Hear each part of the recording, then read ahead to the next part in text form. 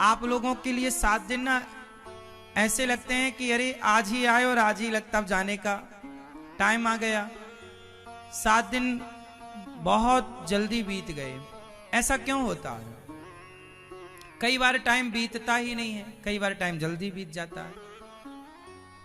जो बुरा वक्त होता है ना, जो बुरा समय होता है वो समय जल्दी नहीं बीतता, पर जो अच्छा समय होता है वो जल्दी बीत जाता है। इससे क्या सीख मिली आपको? इससे सीख ये मिली कि जो समय भगवान की सेवा में लगा दें, भगवान की कथा में लगा दें, भगवान के नाम में लगा दें, समाज की सेवा में जो समय लग जाता है वो समय सार्थक हो जाता है और वो समय हमें खुशी देने वाला बन जाता है, वो समय अच्छा होता है। इसलिए आप अपनी 7 दिन लगाए ना तो 7 दिन बीत गए पता ना चला।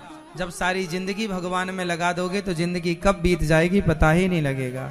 ये जिंदगी इतनी कठिन नहीं, इतनी मुश्किल नहीं, हम लोगों ने बना रखा है मुश्किल। जीवन में अपने समय का सदुपयोग करना चाहिए। ये बात भागवत जी में भी लिखी है कि एक एक क्षण का सदुपयोग करना चाहिए। अच्छा, समय का सबसे बड़ा सदुपयोग क्या है? मैया बैठ जा, मेरी मां, सब लोग बैठो। समय का सबसे बड़ा सदुपयोग क्या है?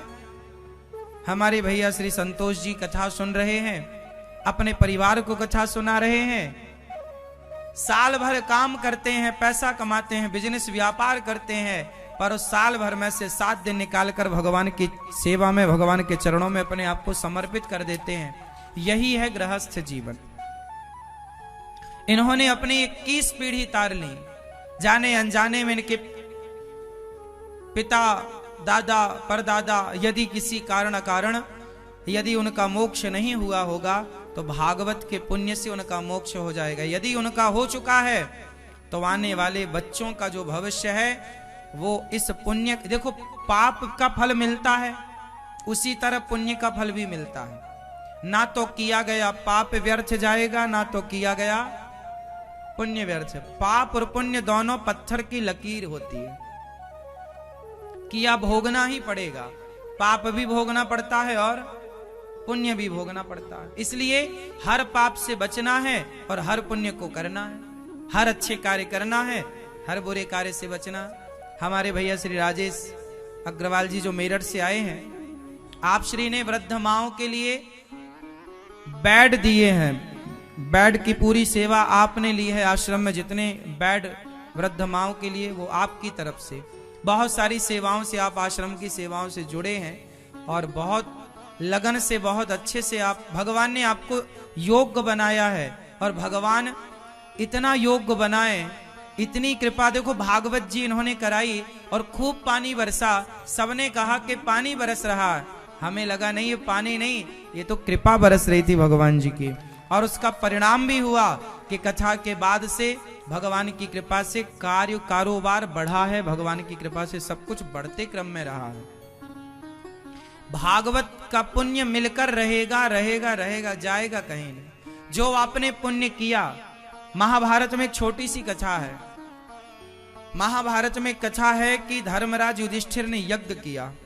भगवान श्री कृष्ण ने उस यज्ञ में सबकी सेवा की और खाए हुए की पत्तल उठाने की सेवा भगवान श्री कृष्ण ने ली थी कि उसमें जो भी भक्त ब्राह्मण खाएंगे उनके पत्तल उठाने की सेवा भगवान, चरण धुलने की सेवा भगवान ने ली। अर्जुन ने कहा प्रभु हमें कैसे पता लगेगा कि हमारा यज्ञ सफल हो गया? भगवान ने घंटा बांध दिया। बोले जब ये घंटा अपने आप बंध जाए, बजने लग जाए तो समझ लेना कि आपका यज्ञ पूरा हो गया। अब पूरा यज्ञ हो गया, हजारों लाखों लोग खा गए, सबको दान दक्षिणा हो गई, पर घंटा नहीं बजा। युधिष्ठिर जी ने पूछा कन्हैया ये घंटा तो बजा नहीं। भगवान बोले कि अभी यज्ञ पूरा हुआ नहीं, जाओ